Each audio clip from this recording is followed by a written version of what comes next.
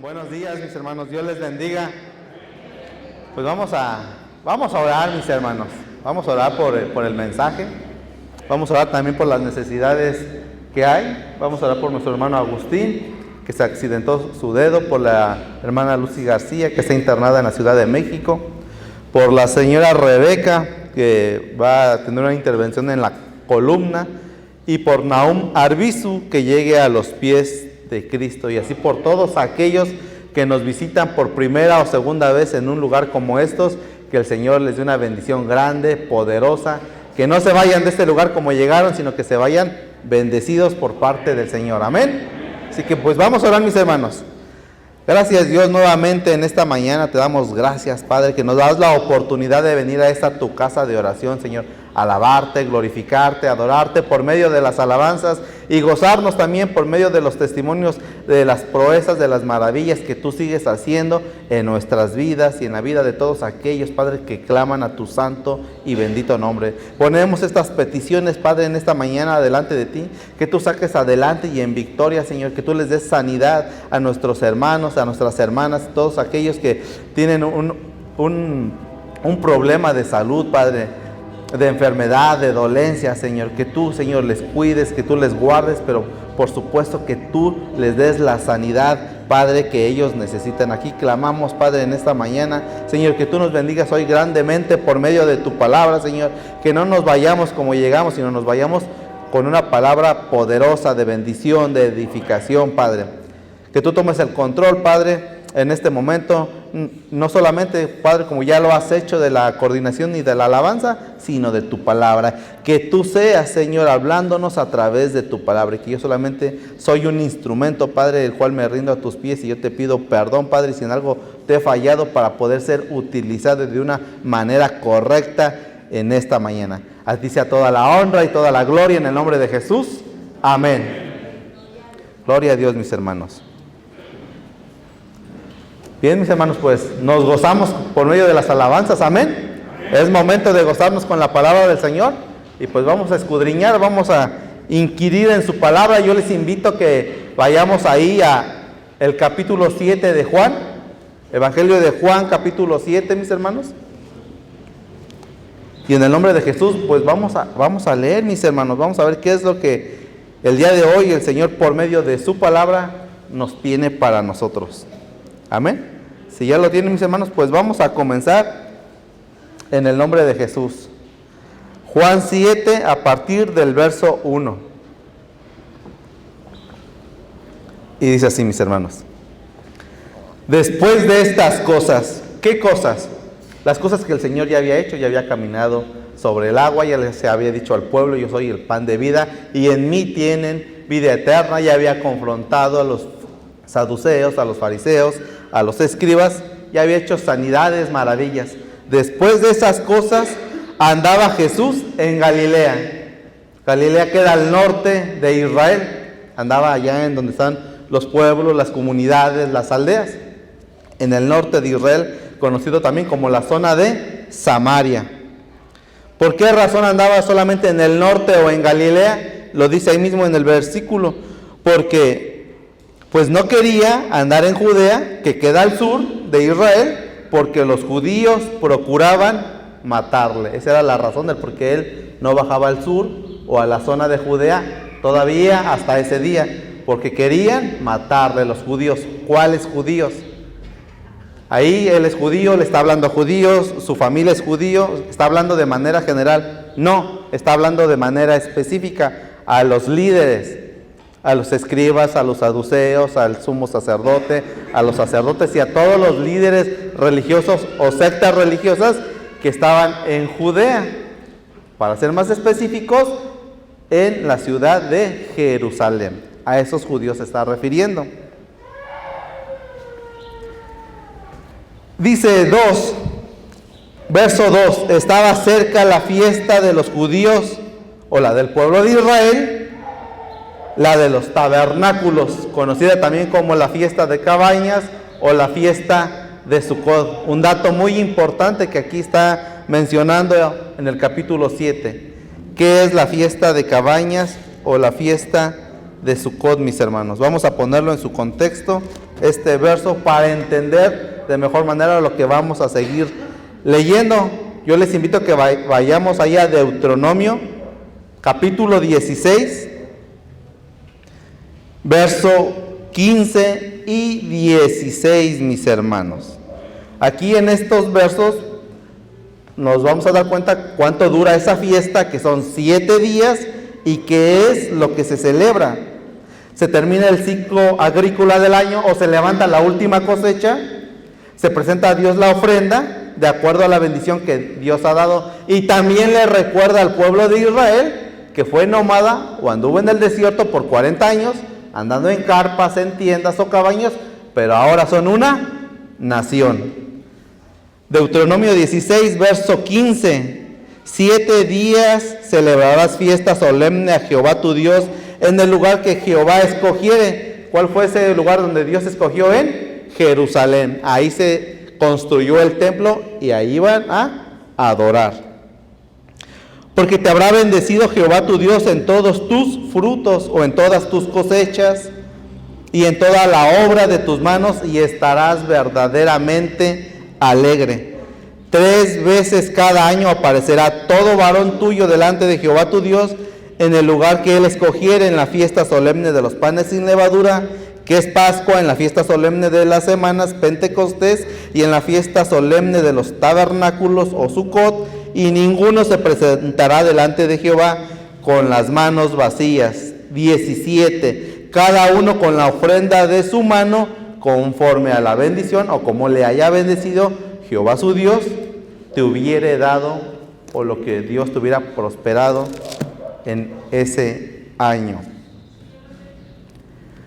Amén. Entonces dice que estaba cerca la fiesta de los judíos.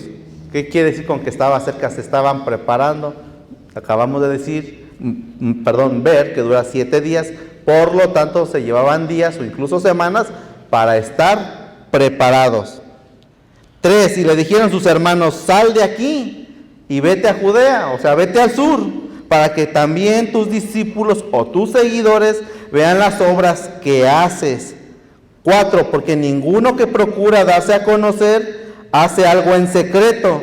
Si estas cosas haces, manifiéstate al mundo. ¿Por qué le dicen que se manifieste al mundo? ¿Y por qué lo mandan a Judea?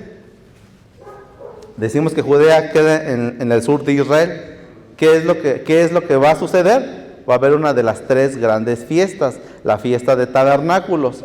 Sabemos o hemos ya escudriñado que en Hechos 2, a esas 3 grandes fiestas llegan varones israelitas de todas las naciones del mundo, el norte de África, todo lo que es parte de Europa, en la costa del Mediterráneo, Asia y Oriente.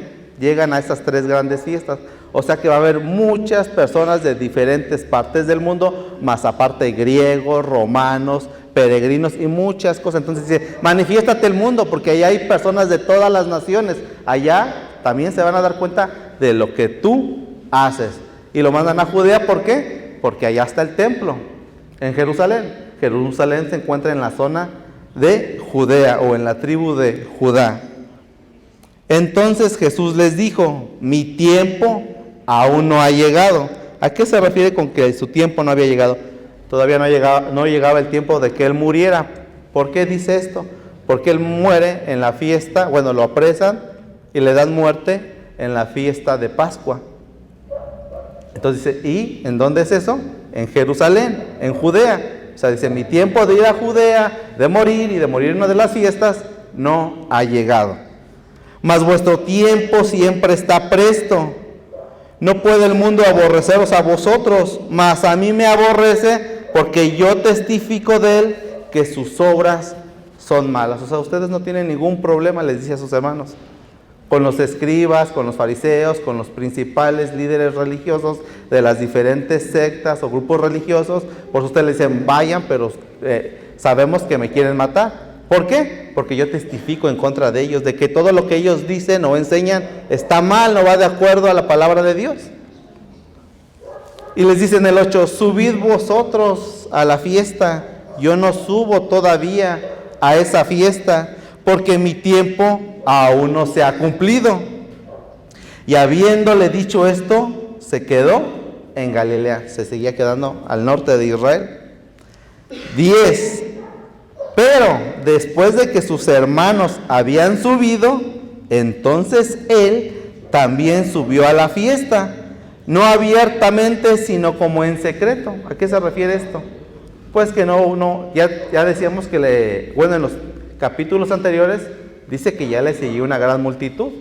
No es como que les dijo, ¿saben qué? Mañana o en la tarde vamos a agarrar camino y vamos a subir a la fiesta de los tabernáculos y ahí todos le iban a seguir. No se lo dijo a nadie, solamente él subió solo o por su cuenta, por decirlo de alguna manera, o a esto se refiere que en secreto, sin que le fuera siguiendo una multitud, ¿verdad? Pero aquí hay algo importante. Primero les dice que no, él no va a subir, que suban ellos y después él sube. Aquí vemos que cambia de opinión. ¿Por qué cambia de opinión?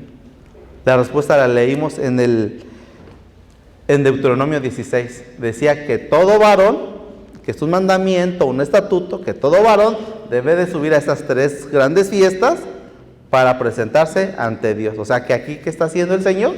Aunque su razón, su lógica le está diciendo que no debe de ir, su razón y su lógica humana, porque puede morir, porque ahí se va a encontrar a los que le quieren matar, él obedece la palabra de Dios. Como decía él, escrito está que debemos que tengo que subir a estas fiestas. Entonces él es obediente a la palabra de Dios. Lo que viene que en Deuteronomio 16 también se puede encontrar en Levítico 23, ¿verdad? Entonces aquí el Señor está siendo obediente a la palabra del Señor. 11. Y le buscaban los judíos en la fiesta y decían, ¿dónde está aquel? Y había gran murmullo acerca de él entre la multitud, porque había una multitud. Ya hemos dicho que hay una fiesta y que hay judíos y familias de judíos o israelitas en todo Judea, en la ciudad de Jerusalén, en el templo y en los alrededores del templo. Ahí hay una multitud. ¿Qué es una multitud? Miles o cientos de miles. Toda esta gente está murmurando y dicen, ¿dónde está aquel?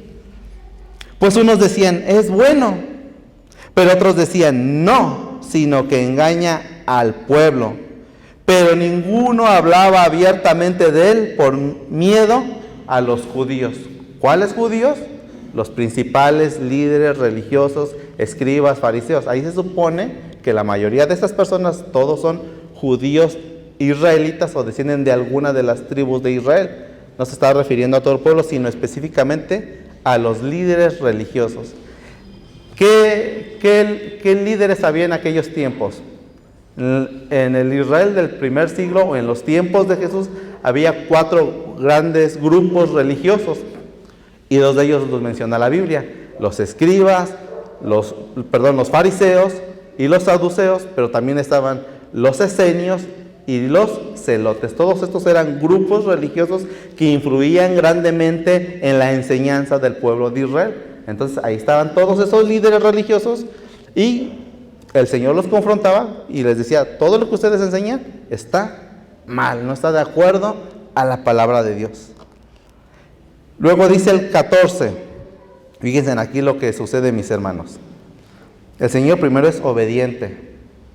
Dice, no debería de subir porque me quieren matar o ya me voy a encontrar a estas personas. Pero él obedece la palabra escrita en Deuteronomio 16, Levítico 23 y obedece y sube. Y luego aquí el Señor nos da una muestra de valor. 14, más a la mitad de la fiesta, o sea entre el tercer y cuarto día, subió Jesús al templo y enseñaba. Ahí en donde todas las miradas, toda la atención está puesta de esa multitud o de esos cientos de miles, ahí sube el Señor y empieza a enseñar. Dice el 15, y se maravillaban los judíos diciendo, ¿cómo sabe este de letras sin haber estudiado?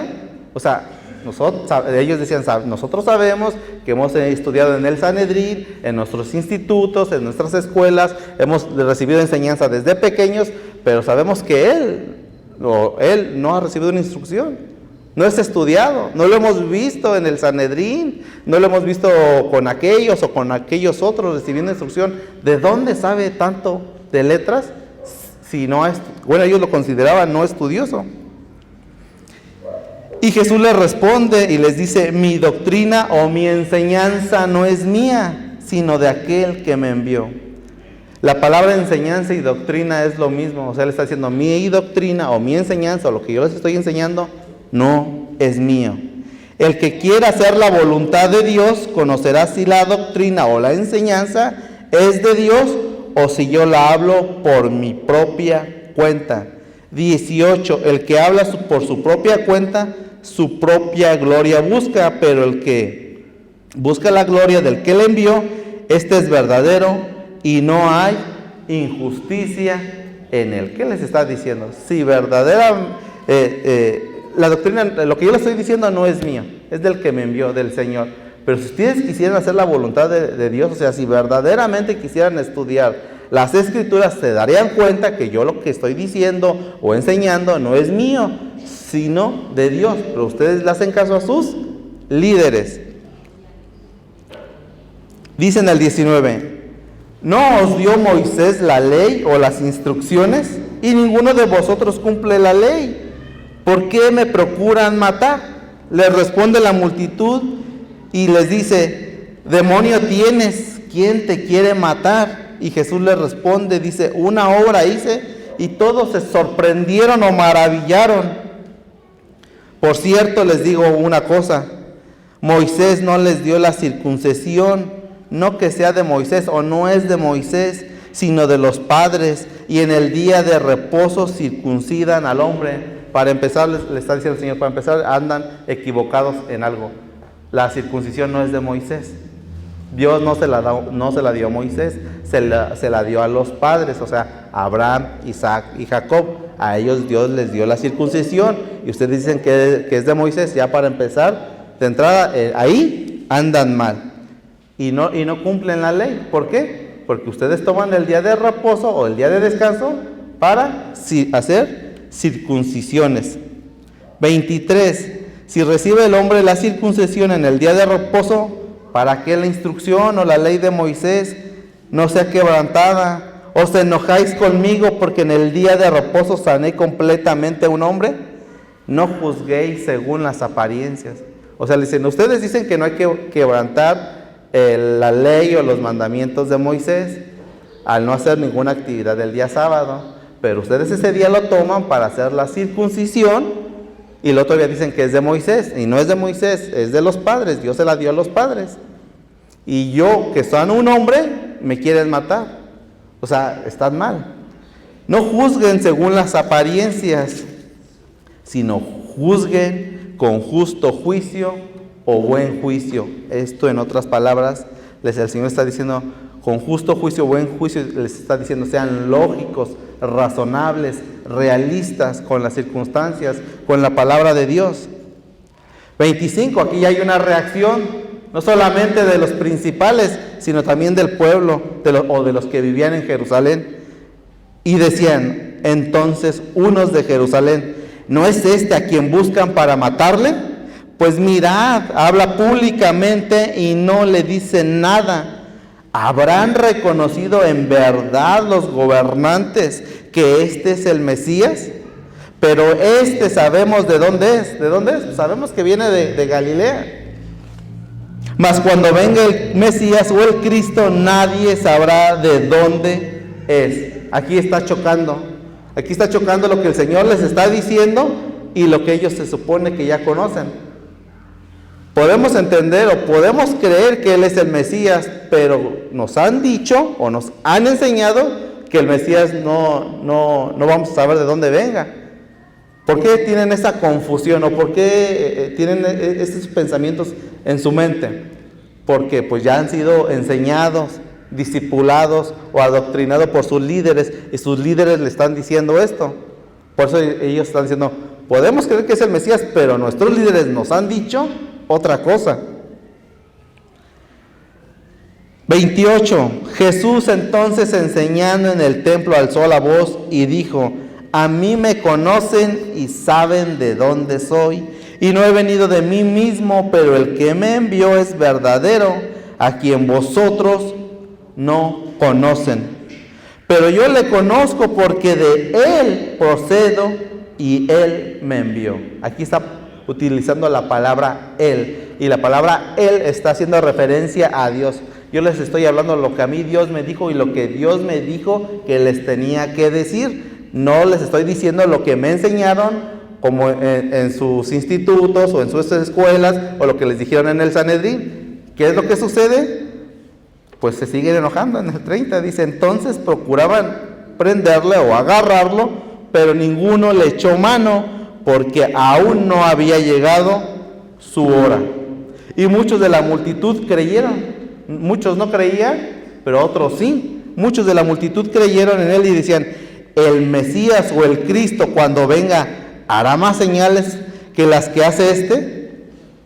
32. Los fariseos, oyendo a la gente que murmuraba de él estas cosas, y los principales sacerdotes y los fariseos enviaron alguaciles para que le prendiesen, ¿verdad? Entonces aquí ya estaban molestos, enojados, no les estaba gustando lo que el Señor les estaba diciendo, ni con lo que estaba enseñando, porque los estaba confrontando con sus enseñanzas.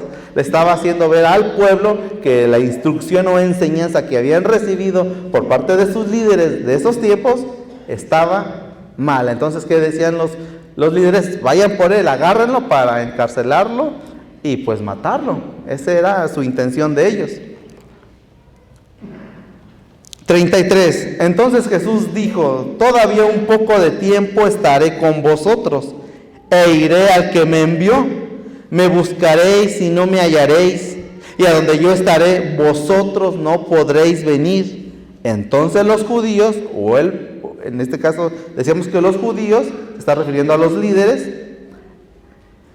dijeron entre sí: ¿a dónde se irá este? Que no le hallaremos. ¿Se irá a los dispersos o a los que están en la diáspora entre los griegos y enseñará a los griegos? Aquí en este texto también nos enseña que ya había pueblo de Israel en Grecia, y no solamente en Grecia, como lo podemos leer en Pentecostés, en el libro de Hechos, capítulo 2, ahí habla de que venían de España, Italia, Grecia, Turquía, Marruecos, Egipto, de toda esa parte, y de Europa del Este, de Macedonia. De toda esa parte había familias y hombres judíos, o hebreos o israelíes que iban a Jerusalén. 36. ¿Qué significa esto que dijo: me buscaréis y no me hallaréis, y donde yo estaré, vosotros no podréis venir? No entendían lo que él les estaba diciendo, ¿verdad? Pero fíjense, mis hermanos, aquí lo que les está diciendo el Señor. Han entendido mal la palabra del Señor. Pero yo estoy aquí para darles una buena enseñanza, una sana doctrina. ¿Y qué es lo que les estaba diciendo el Señor? Todo lo que ya les han dicho, les han enseñado, o lo que ustedes han pensado, sus pensamientos preconcebidos, está mal. La palabra de Dios es esta y de esta manera. Ahora, ¿qué es lo que enseñaba el Señor en esos tiempos? ¿Cuál era la base, el fundamento de lo que Él decía o enseñaba? Pues era toda la palabra escrita que hasta ese momento existía, de Génesis hasta Malaquías. Aún no existían los evangelios, tampoco las cartas de los apóstoles, ni las de Pablo. Apenas estaban los apóstoles iniciando su ministerio. El Señor tenía semanas o algunos meses apenas de empezarlos a discipular, a capacitar en la palabra del Señor. ¿Qué es lo que ellos iban a hacer después cuando Él no estuviera? Y Pablo viene mucho tiempo después. Lo menos, según datos, Pablo hace su conversión 3 años después de la muerte y resurrección del Señor. Algunos dicen que incluso hasta 8 años después. Así que el Señor no está enseñando lo que viene en las cartas de Pablo, ni lo que viene en los evangelios. Apenas se están escribiendo o van a comenzar a escribirse. Él les está hablando del fundamento que ya está, la palabra de Dios. Les está enseñando la forma correcta de qué es lo que dice la palabra de Dios. Y después viene una grande bendición. Ya que les está dando una buena enseñanza o una sana doctrina, les habla del plan de salvación. 37. En el último y gran día de la fiesta, o sea, en el día número 7 de esa fiesta, Jesús se puso en pie y alzó la voz diciendo: si alguno tiene sed, venga a mí y beba. Y el que cree en mí, correrán ríos de agua viva. Otra segunda muestra de valor. A mitad de la semana subió hasta el templo y enseñó. Y luego al final de la semana, o sea, en el último día de la gran fiesta, lo vuelve a hacer. O sea, lo hizo 2 veces. Vuelve a subir hasta donde todos están viendo, donde toda la atención está puesta en el templo, donde están los sumos sacerdotes, los escribas y todos los líderes. Y él vuelve a subir y dice estas palabras: si alguno tiene sed, venga a mí y beba. Y el que cree en mí, como dice la Escritura, de su interior correrán ríos de agua viva. ¿Qué nos enseña hasta aquí el Señor? Obediencia, valor, inteligencia. Vemos que ahí el Señor también es inteligente. Amén. Gloria a Dios. Y ahora, entonces decíamos, primero les está dando una correcta enseñanza por parte de Dios, no de sus líderes, y ahora les está hablando del plan de salvación. Porque capítulos anteriores él ya les está diciendo: yo soy el pan de vida, el que come de mí tendrá vida eterna, no tendrá hambre jamás. Y ahorita les está diciendo: no tendrá sed jamás. No solamente les voy a dar una buena enseñanza, sino que también les voy a decir cómo pueden ser salvos y tener vida eterna. Y eso va a ser a través o por medio de mí. Y como dice él, como dice la Escritura, de su interior correrán ríos de agua viva. Y si ya está, y si él dice que como dice la Escritura o escrito está, pues ya alguien lo debió haber dicho, ¿verdad? Así que vamos ahí a Isaías 12.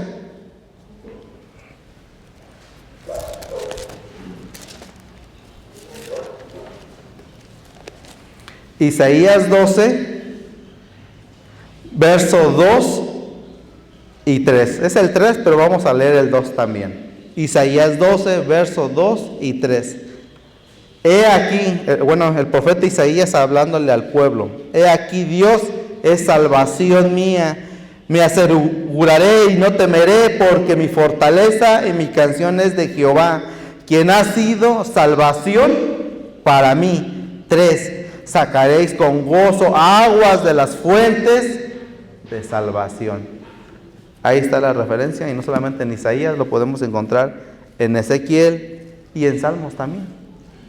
Que el Señor, que Dios, Él es el que da esos ríos de agua viva, que es una fuente que brota para vida eterna.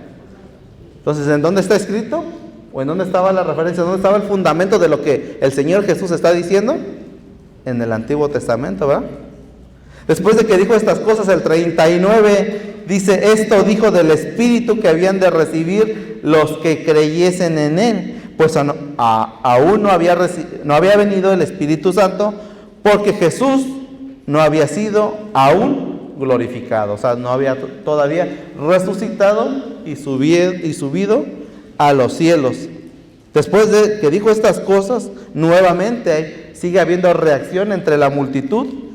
Entonces algunos de la multitud, oyendo estas palabras, decían: verdaderamente este es el profeta. Otros decían: este es el Mesías o el Cristo.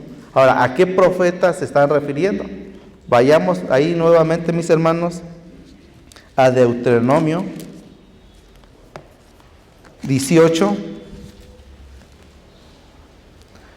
18. Aquí Dios le está hablando al pueblo por medio de Moisés, y le está diciendo que en un postrer tiempo o en un futuro les levantará un poderoso profeta. Y fíjense en lo que dice Dios acerca de ese profeta.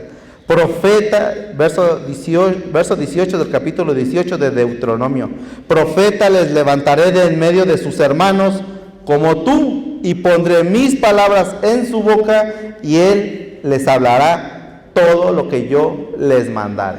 ¿Y qué decía el Señor Jesús cuando enseñaba o instruía?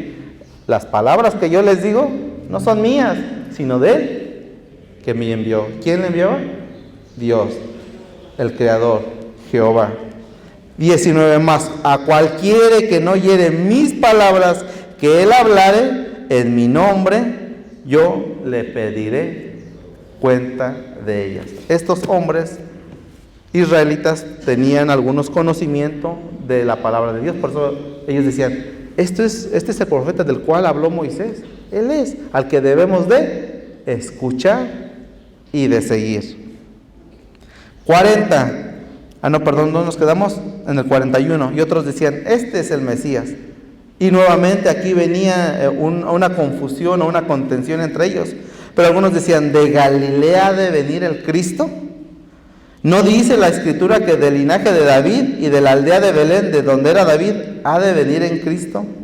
43. Hubo entonces disensión entre la gente a causa de él.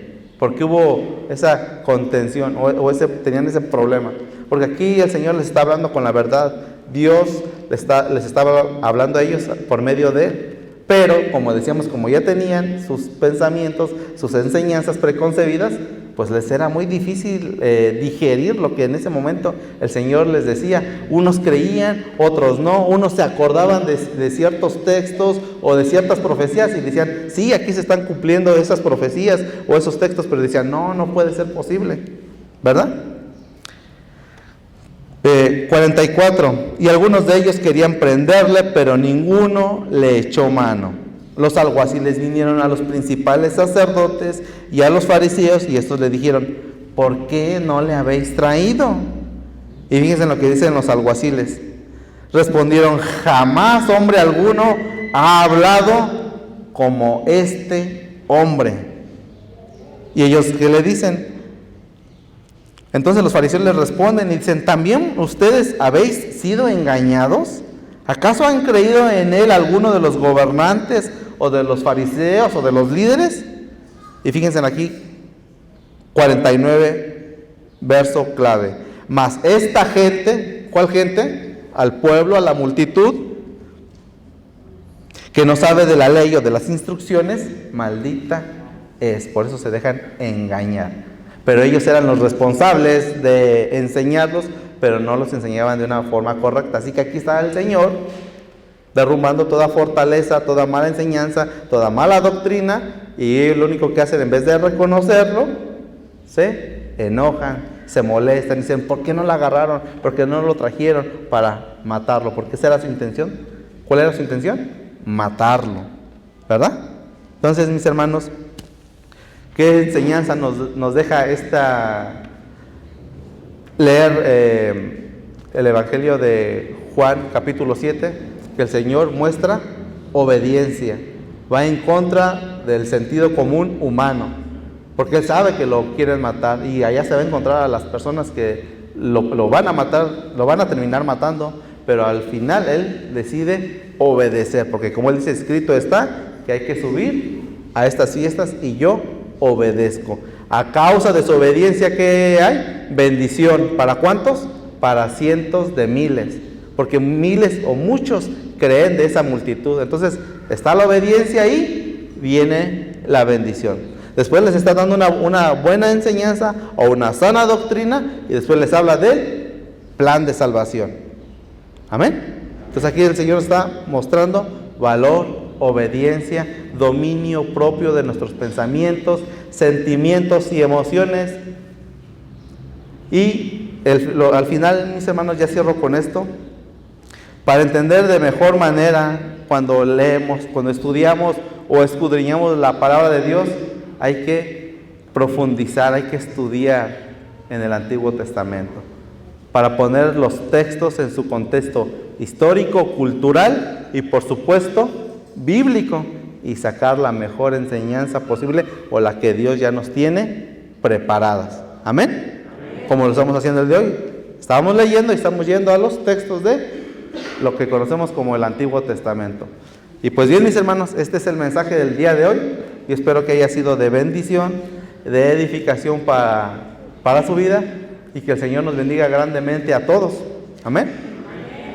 Y por último, mis hermanos, no sé si el día de hoy aquí haya alguien que venga por primera o segunda vez y este mensaje le ha ministrado o le ha redargüido, y como dice aquí la Escritura, quiera conocer al Señor, se dé la oportunidad de conocer al Señor y pueda correr en su interior esos ríos de agua viva.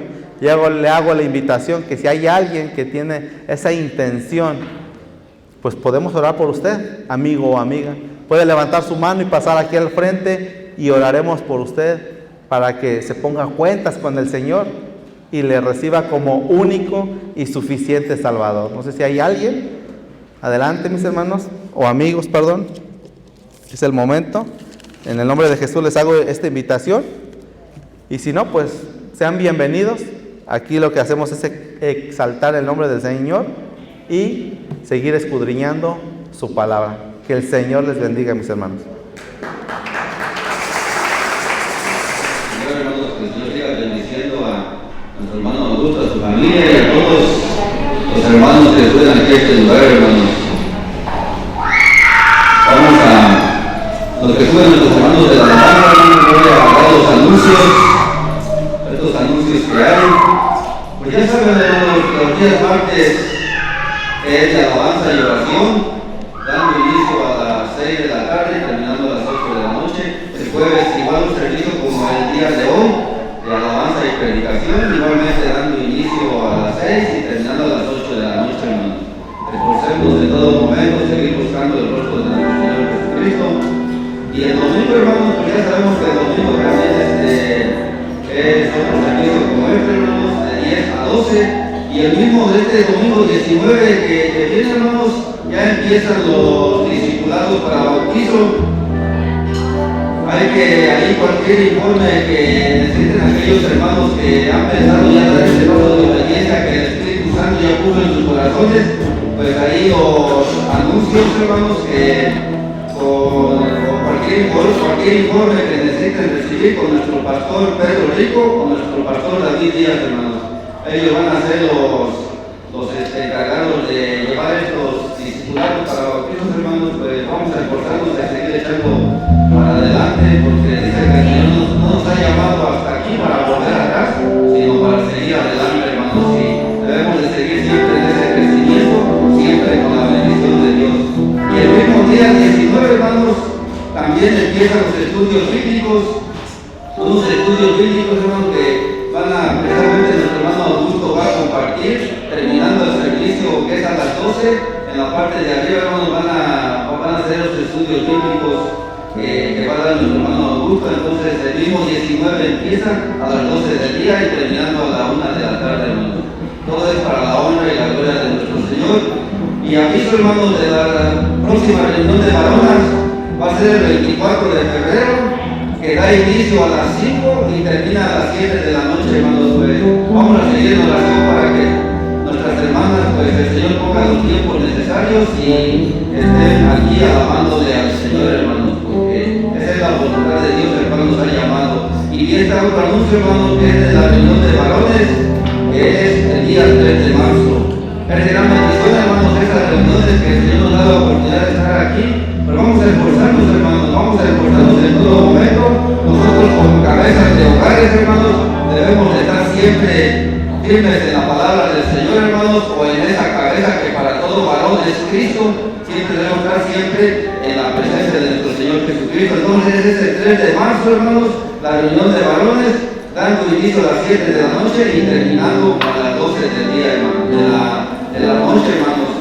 Todo esto son los anuncios, hermanos, pero vamos a seguir orando para que el Señor tome el control de todas estas bendiciones que el Señor nos trae, hermanos, y seguir orando por nuestros hermanos que llevan estos ministerios, hermanos, que el Señor los siga usando grandemente, y por los pastores, por todos los gobiernos de la iglesia, por toda la iglesia, hermanos, debemos de seguir orando en todo momento, hermanos. Yo los invito a que se pongan de pie y vamos a entonar una última alabanza, hermanos, para retirarnos de este lugar, hermanos, de la presencia del Señor, hermanos.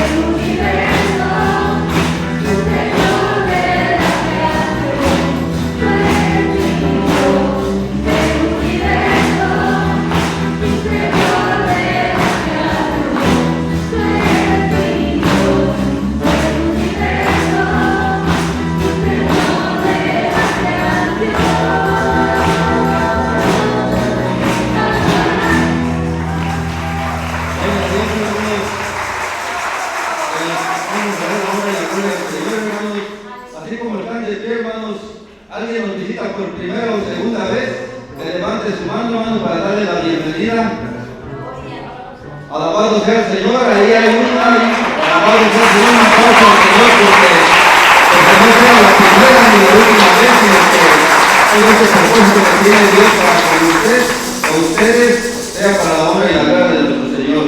Vamos a orar, hermanos, por las ofrendas que nuestro Señor, hermanas ya dieron, hermanos, y oramos también para retirarnos de este lugar, a no de la presencia del Señor, hermanos. Vamos a orar. Bendito Dios y buen Padre, gracias te damos, bendito Señor, porque nuevamente, Señor, nos diste la oportunidad de estar en esta tu casa de oración de Querétaro Norte, Señor, para darte la honra y la gloria, Señor, por medio de la alabanza, Padre Celestial. Gracias por la palabra que tú has puesto, Señor mío, en el corazón de nuestro hermano, Padre Celestial, para que tu pueblo siga siendo edificado, Padre Celestial. Y Padre bendito, tengamos nosotros ese valor como el de tu Hijo amado Jesucristo, Señor, que aunque andemos nosotros, Padre Celestial, como dice el Salmo 23, en valle de sombra de muerte, que no temamos, Señor, sino que en todo momento sigamos dando esas buenas nuevas de salvación, para que así como nuestro interior, en el momento que aceptamos a tu Hijo amado como nuestro suficiente Salvador, corren ahora en nosotros esos ríos de agua viva, porque estamos en Él. Así muchos de los que vienen hoy, Señor, podamos nosotros predicar de tu palabra, también en ellos hay esos ríos de agua viva, Padre bendito. Gracias por las ofrendas que tú has puesto en los corazones de nuestros hermanos, Señor mío. Sigue bendiciendo sus vidas, sus trabajos, bendito Padre celestial, sus alacenas, Señor mío, que no falte el que comer, el que vestir en cada uno de los reunidos aquí, aún, Padre bendito, por todos aquellos que están padeciendo hambre, Padre celestial, alguna necesidad, te pedimos en el nombre de Jesús que tú lleves ese sustento diario, Padre celestial. Gracias te damos, Padre bendito, por este tiempo que tú nos das. Y Padre celestial, ahora en esta mañana nos vamos de este lugar de oración, Señor, mas no nos vamos de tu presencia, porque sabemos que tú vas con nosotros como ese poderoso gigante, bendito Dios. Y sea toda la honra, toda la gloria, Señor mío, y en el nombre de Cristo Jesús.